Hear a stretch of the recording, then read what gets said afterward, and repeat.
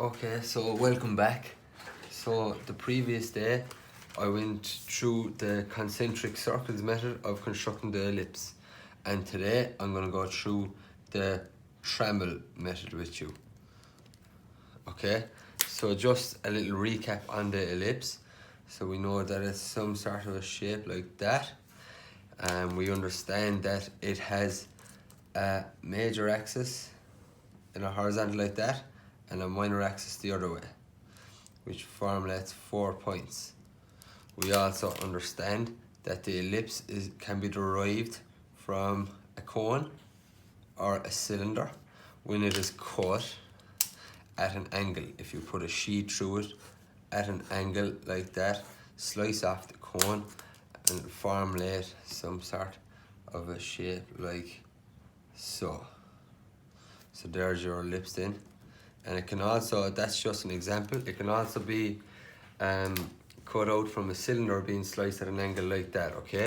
So we have two axes then as a result of our ellipse, major axis and minor axis. And we have our center there. So we understood how to do the concentric circles the previous day. So now today, I'm going to go through the Trammel method with you. So these are just ways of constructing the ellipse. I'm going to go through this in further detail. In the junior cert, you're asked to construct tangents when given points on the actual ellipse and maybe outside the ellipse. And I'll go through them in more detail shortly after this video clip. So what we need to construct this is we need a major axis. So I'm going to give it a major axis of 120 millimeters and a minor axis of 80 millimeters. Okay, so now what we're going to do first is we're going to construct our major and minor axis. So I'm going to draw a light line first, like so, and I'm going to draw a vertical line, nice and lightly first. We can heavy these in now when we've been constructed.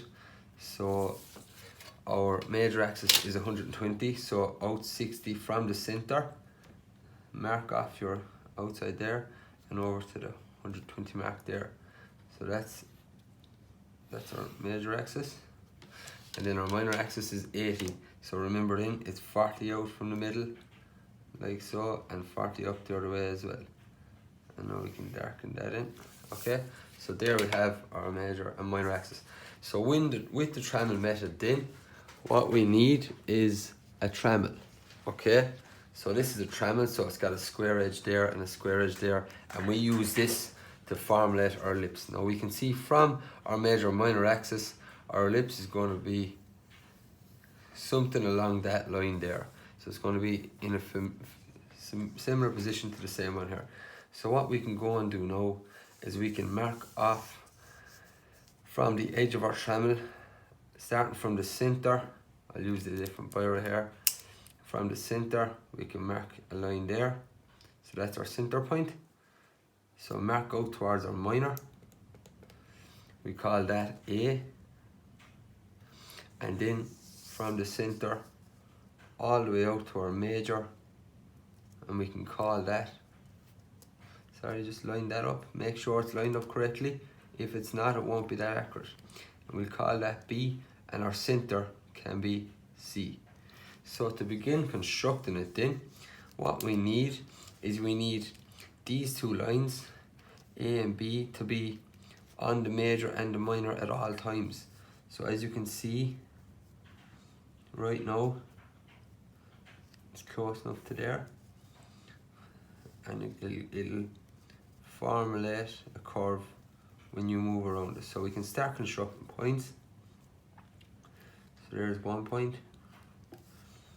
So the more points you obviously draw, the more accurate your ellipse is going to be. So I'm just going to do this nice and quickly. So take your time going around. You need to ensure your A and B lines are always lined up with the lines that they're corresponding with for this to be an accurate curve. There's another. Take your time going around. Make sure A always stays on the major axis and B on the minor. So get another one in there, like so, and then move it up to the other way. So you just keep moving around your axes. Just ensure that they're lined up correctly.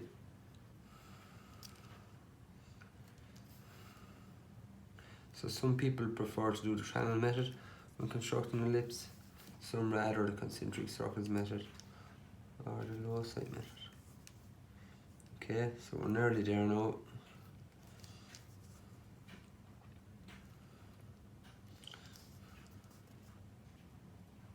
Make sure they're all lined up.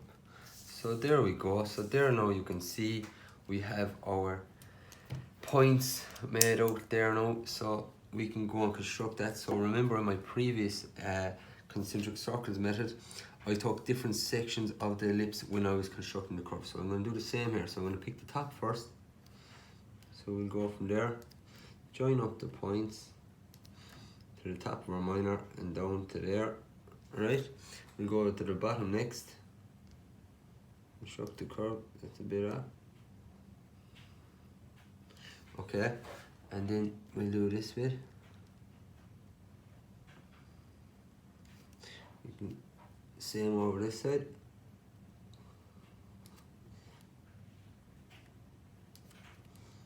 Now you can start filling in the rest. Should formulate a lovely, accurate ellipse like so. Okay, so that's the Trammel method. All you need is your square edges to mark your center. So mark off your minor first. From the center, label it C, mark it off as A as your minor. Come down and from the center, mark out your major. You can see the difference in length from your major and your minor, and away you go, marking with your minor mark on the major axis and your major mark on the minor axis. Rotate it all the way around 360 degrees and you'll formulate a curve like so. Thank you.